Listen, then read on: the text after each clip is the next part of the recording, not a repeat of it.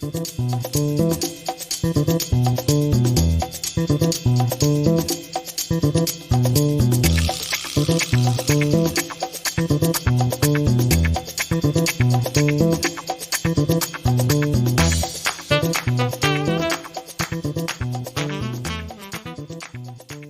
and thank you for listening to the AT Tapes, a podcast from the Journal of Athletic Training. The goal of this podcast is to interview researchers and clinicians on current topics facing athletic trainers and discuss how we can utilize best practices to improve patient outcomes. My name is Lizzie Hibberd, and I will be your host for this podcast. I am a faculty member in the athletic training program at the University of Alabama, and I have a research interest in shoulder and elbow injury prevention in youth overhead athletes. You can follow me on Twitter at @EEHibberd. Before getting started on today's episode, I wanted to remind everyone that all content from JAT is open access, meaning it is free of charge to all readers thanks to funding from the National Athletic Trainers Association. In today's episode, we have Dr. Ashley Marshall from Appalachian State University and Dr. Kenny Lamb from AT Still University joining us to discuss the use of patient-report outcomes in clinical practice, and specifically their article in the JAT titled Patient-Reported Outcome Measures in Sports Medicine, a Concise Resource for Clinicians and Researchers. Ashley and Kenny, welcome to the podcast. Thanks for having us. Thanks for having us. So before we get started with the discussion of patient-reported outcomes, I would like to ask both Ashley and Kenny to introduce themselves and discuss their career progression. So Ashley, let's start with you. Can you tell us a little bit about your educational background and career progression? Sure. So I started out as a high school athlete up in New York who was generally interested in sports medicine but didn't know which path to take, as I think most high school students experience. And so I went from there to Lynchburg College, which is now the University of Lynchburg in Virginia, where I was a women's soccer and women's lacrosse athlete and majored in athletic training. And I figured that was a field that would really connect what I was interested about and kind of be a springboard for my future career. So while I was there, I tore my ACL and worked closely with my athletic trainer during the rehab process, which really solidified my interest in the profession. And then from there, I went to the University of Virginia for my master's degree and went on to work clinically at the University of Florida following that with the swimming and diving team. So while at Florida, I realized that I had a passion for research and teaching and wanted to pursue some sort of doctoral degree, and went back to UVA for my PhD, where I worked under Sue Saliba and focused on characterizing and correcting faulty movement patterns at the knee. Towards the end of my last year, I realized that I wanted to focus my long-term research interest line on athletic training practice at the point of care, or at the point where athletic trainers are providing services to patients. And that led me to a postdoctoral fellowship with Kenny in practice-based research at AT Still University. And then throughout the process, I've been working with USA Swimming as a clinician and research coordinator, which gives me kind of some perspective as a clinician who still practices. Well, great. Thank you for giving us that information. We're glad you're on the podcast today. So Kenny, can you tell us a little bit about your educational background and career progression? So I think like many athletic trainers, a combination of sports and medicine really appealed to me in terms of identifying a career path. And I think as I got into more of my formal education, my clinical rotations, I really enjoyed making connections with the patients and being able to impact their lives in a meaningful way. So I completed my bachelor's of science in athletic training at Boston University. And then I stayed an extra year to serve as a graduate assistant within our club sports department while completing my master's of education. And after that, I practiced clinically for a bit of time at Rutgers University in New Jersey before heading back to Boston University for my Doctor of Science. And very similar to what Ashley just stated, after I completed my doctorate, I went to AT Still University to complete a postdoctoral research fellowship, in this case with an emphasis on patient-oriented research. And I've been at AT Still now for 9 years and currently serve as an associate professor there. Great. Well, thank you guys both for the introductions and the work that you guys do to really move forward patient care, because a lot of the work that you guys are doing, like you mentioned, is on really at the point of care, and that's very usable to clinicians. And I think that this article that we're going to talk about today is another example of that. So as we get into really talking about patient-reported outcome measures, I do want to highlight that the article will be linked in the show notes. And we'll talk about a lot of the information from the article today, but there is a lot of information in there, and it's a really great resource. So make sure that as you're listening to this, if you have access to the article, that you can use it. If you're driving, don't do that. But if not, print it out and have it in your athletic training room for you to use at some point. So let's talk a little bit as we get started here about what exactly patient-reported outcome measures are and why they should be used in clinical practice. Patient-reported outcomes are essentially questionnaires or surveys completed by the patient to capture current health status. More specifically, the aim of these measures is to understand how an injury, condition, or illness is impacting the patient from the patient's perspective. And that impact can exist on a number of levels. It could be due to pain, function, its impact on quality of life. So patient-reported outcome measures are tools that we use to capture the patient's perspective, and it could play an integral role in some of our global patient care goals, such as providing patient-centered whole person healthcare, identifying the effectiveness of interventions following an injury or illness, and also identifying practice gaps for quality improvement efforts. So can you give us a few examples of specific patient-reported outcome measures that are commonly used in athletic training or in an athletic population? Yeah, so I think the most commonly recognized patient-reported outcome would probably be the foot and ankle ability measure, or the FAM. That has been widely used in athletic training research and ankle research in general. And I think it's something that is commonly recognized within the profession. But there are a whole number of patient-reported outcomes out there, which actually makes the whole selection process a bit more complicated. And that's why we chose to kind of conduct this study. So just a few logistical questions about patient-reported outcome measures. Can you talk a little bit about the cost of these, or if there's a cost, the amount of time that it takes for many of these, and the delivery method of how they're usually taken? Most patient-reported outcome measures, particularly the ones that we identified in this review, do not come with a cost. There are a select few out there that do come with a cost, but generally speaking, if you're utilizing a patient-reported outcome for patient care purposes, it typically is not associated with any cost. If, for example, you're utilizing a generic measure called the short form for research purposes, then you could incur costs. But in general, most of the patient-reported outcomes that we come in contact with do not cost anything to the clinician. So as we think about delivery of these and how athletic trainers utilize these, or if athletic trainers utilize these, can you talk about how other healthcare professions utilize these and how this compares with maybe the rates or the amount of athletic trainers that are using them clinically? Sure. So in terms of delivery or the use, typically we utilize patient-reported outcome measures, or I would say historically, patient-reported outcome measures have been used via paper form. I think as technology has advanced, we see now the patient-reported outcome measures can be implemented using spreadsheet software such as Excel, as well as just technology and computers in general. And if we're kind of comparing the usage of patient-reported outcomes in athletic training, we conducted a previous study that was published in 2019, looking at the general percentage of athletic trainers who use patient-reported outcomes routinely, and we have a percentage of basically 20 to 26% of athletic trainers utilizing patient-reported outcomes on a routine basis. Now, while that is relatively low, it's actually pretty comparable to other healthcare disciplines such as physical therapy, occupational therapy, speech therapy. In these disciplines, the usage rate is a bit higher. I think the estimated rate is about 30 to 40%. But when we see challenges related to the implementation of these measures at a larger scale, some of the barriers that they face are very similar to the ones that we face in athletic training.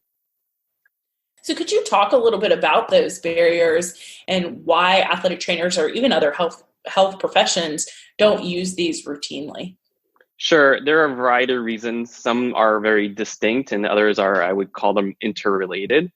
So, for example, based on some of the previous findings from our group, the lack of time and also the lack of organizational support are two reasons ATs don't use patient-reported outcomes. But I would argue that those two are somewhat related to one another in that if ATs have more organizational support, they likely have more time to utilize these patient-reported outcome measures. But we also know that the lack of knowledge of patient-reported outcomes can also be a barrier.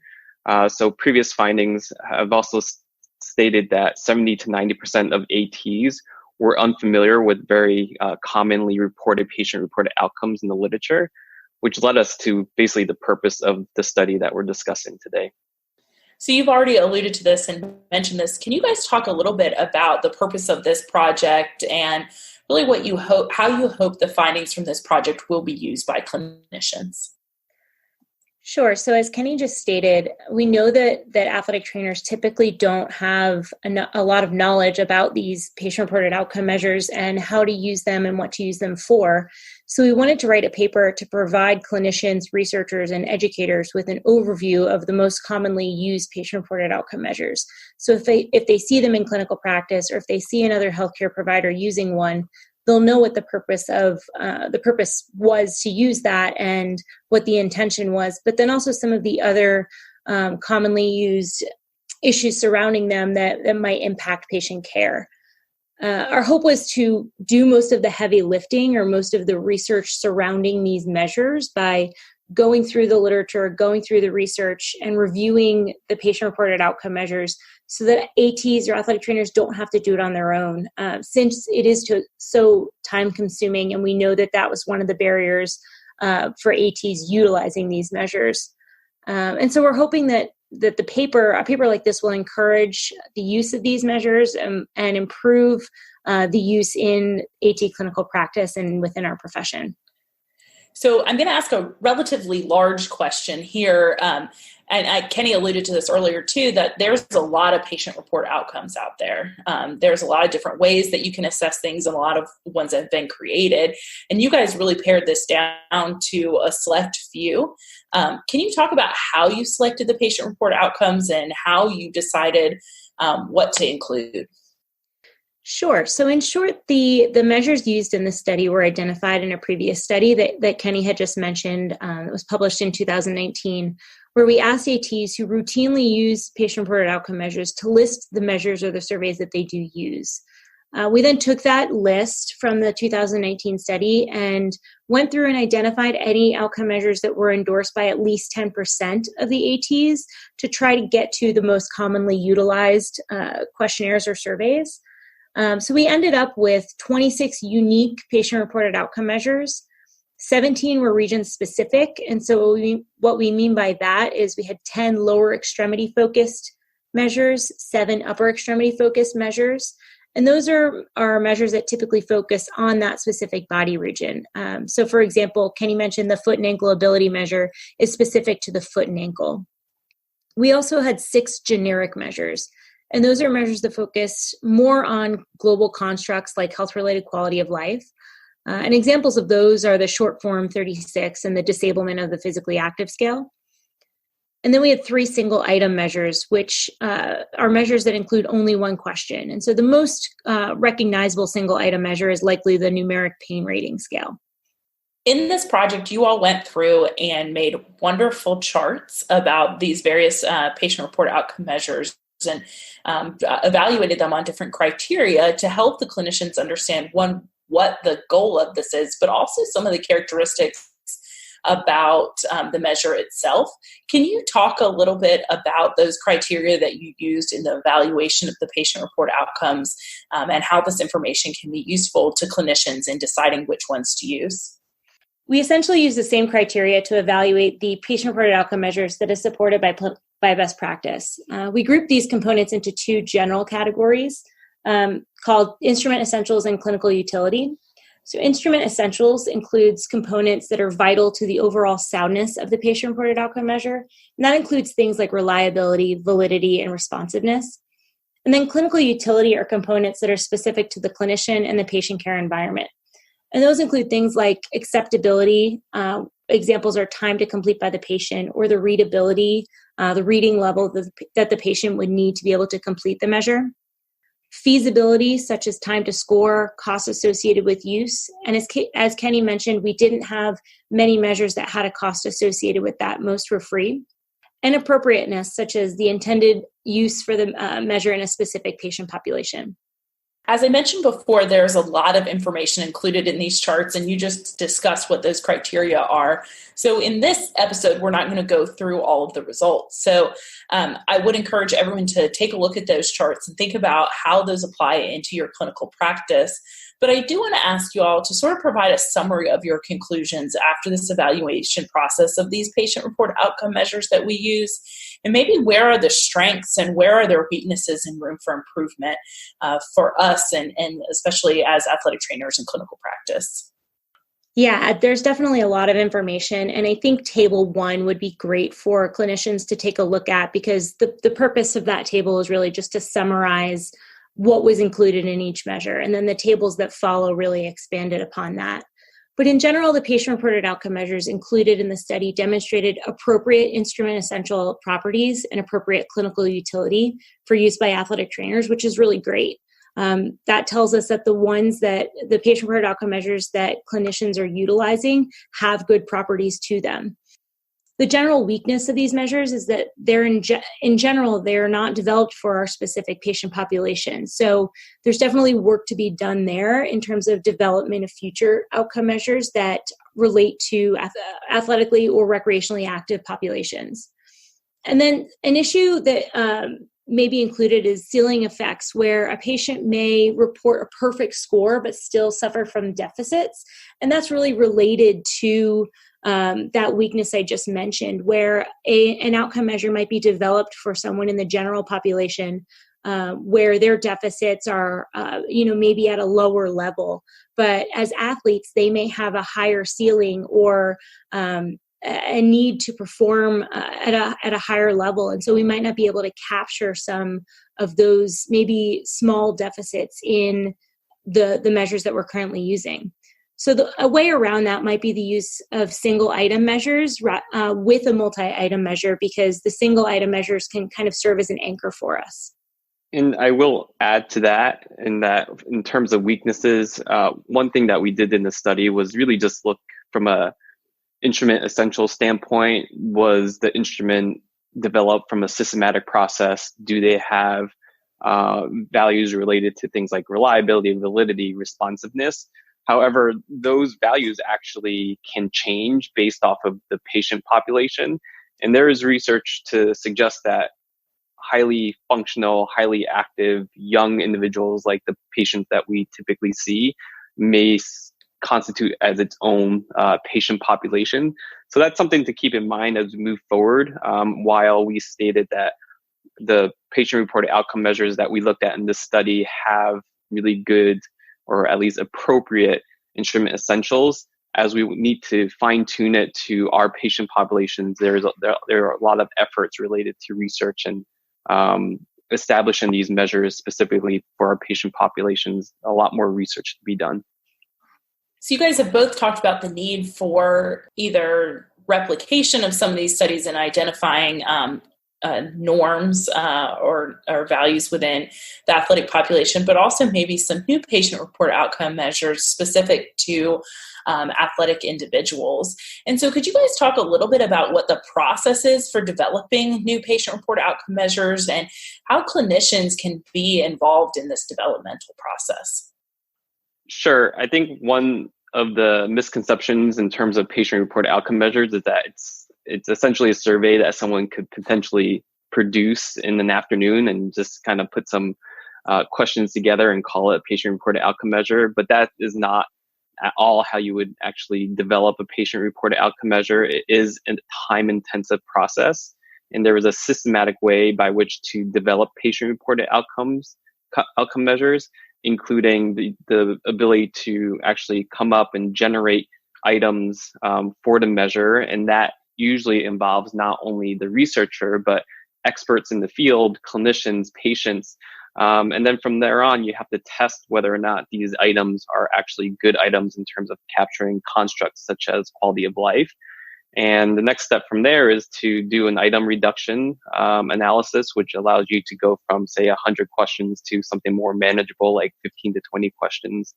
And once you have that final list of items, then you can start establishing measurement properties such as reliability, validity, responsiveness. And throughout that whole process, you need the input of clinicians, and you also need the clinicians to help collect data, particularly from real life patients. You can't get to these measurement properties without those parties being involved. And I'll add to that it's important for clinicians, researchers, educators to know that any modifications to the patient-reported outcome measures might affect the instrument essentials like the reliability, validity, and responsiveness. So the outcome measure, when it goes through that development process, is intended to be used as written. And when we modify those measures, we could be affecting the instrument essentials, which is really important in terms of how we utilize the measures and the information that we take away from them. So thank you for giving this overview of your paper and highlighting some previous research that's been done on patient-reported outcome measures. Can you guys give us some best practice guidelines for utilization of patient-reported outcome measures in clinical practice? Sure. So I've been in this area for a better part of 10 years. And when I started kind of down this path related to patient-reported outcome measures, I think our group's basic best practice was that we should be utilizing both region-specific and generic measures for each patient. That the reason being is because region-specific measures often allow us to capture very small but important changes at the body region level. But then the generic measure allows us to look at the person from a more global perspective, again, in terms of things like quality of life. But over the years, our thinking on that has really changed. I think now getting a better understanding of the common barriers related to time and lack of support, I've kind of changed my recommendation. And then I've been encouraging clinicians to really actually start with just the use of single item measures first. These are measures, again, that are just one item. And so the most commonly recognized single item measure, I would say, in athletic training is the numeric pain rating scale. And so on the scale from 0 to 10, what is your current pain level? And so these single item measures really don't take all that much time, and you can actually ask the patient that question on the fly. You don't need them to sit down and actually complete a survey. So my general, again, recommendation is to start there and to kind of build momentum. I think change is really hard, and it makes it a bit easier to change when you have some momentum behind you. And so my current standing right now is to start with a single item measure on a small group of patients, let's say all patients with an ankle injury, and then build momentum from there before expanding out to, say, other patients. And once you kind of refine the process by which you collect these outcome measures within your own practice, because each clinical practice has its own unique challenges. So it requires each athletic trainer to kind of refine that process for each clinical practice site. So once that process is refined, then you can move on to the multi-item measures, such as the region-specific measures and the generic measures. And then we just repeat that process until you have a process by which you're collecting both region-specific and generic measures. And I think also having a kind of an infrastructure in place with what you're going to do with the data. And so you, especially with these multi-item measures, which I agree with Kenny to start with single item measures, but with both, you get a lot of data out of when you collect that information. And so I think figuring out how you're going to store that, whether it's electronically or on paper, and then what you're going to do with that information. So how might that impact your clinical practice, return to play decisions, return to sport decisions, just your general rehab and patient care process, and trying to use that information to help the patients and to improve their care. So thank you for highlighting those points. And I think you guys really discussed this there at the end, is that it's not just about collecting the data, it's about using it somehow and coming up with a process for how you're going to use it and how you're going to present it to coaches or administrators, or what you're going to do with it next. And oftentimes the hard part is getting the data, but don't forget, once you have the data, that you have a lot of power in that, and to use it to promote the messages that need to be promoted to help our athletes. Absolutely. And I would also add to that, and just say to people who are kind of new to this area, but are highly motivated to utilize patient-reported outcome measures, I think one of the things that should be considered is just to reach out to people who have been using them. And those people might be clinicians, they may be researchers, but just to kind of get an idea of how to utilize these measures most appropriately and most effectively.